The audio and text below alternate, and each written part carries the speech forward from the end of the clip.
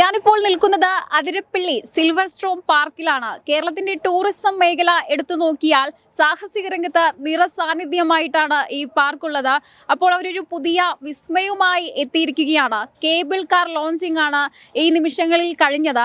എന്തായാലും നമുക്ക് അതിരപ്പള്ളിയുടെ കാഴ്ചകൾ ആകാശ വിസ്മയത്തിലൂടെ കാണാൻ നിങ്ങൾ റെഡിയാണോ? നമുക്ക് വിശേഷങ്ങളിലേക്ക് കടക്കാം.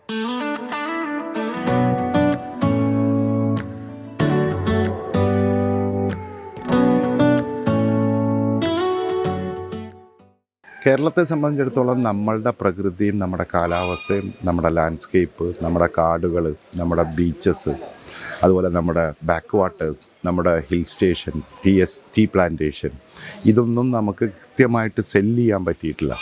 നമ്മളുടെ പകുതി പോലും ഇല്ലാത്ത റിസോഴ്സസ് ഇല്ലാത്ത പല രാജ്യങ്ങളും ടൂറിസം ഡിപ്പെൻഡ് ചെയ്തിട്ടാണ് ആ രാജ്യങ്ങൾ മുന്നോട്ട് പോകുന്നത്.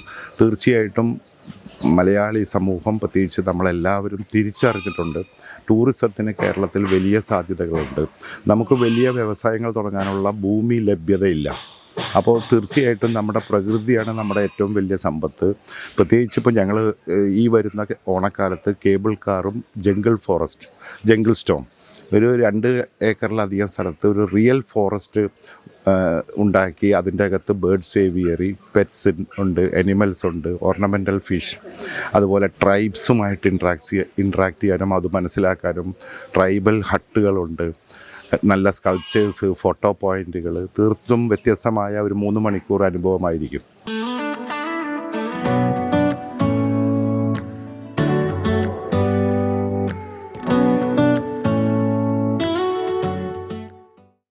എന്തായാലും കേരളത്തിന്റെ ടൂറിസം മേഖല എടുത്തു നോക്കിയാൽ മികച്ചൊരു നേട്ടം തന്നെയാണ് സിൽവർ സ്ട്രോം പാർക്ക് യാഥാർത്ഥ്യമാക്കിയിരിക്കുന്നത്.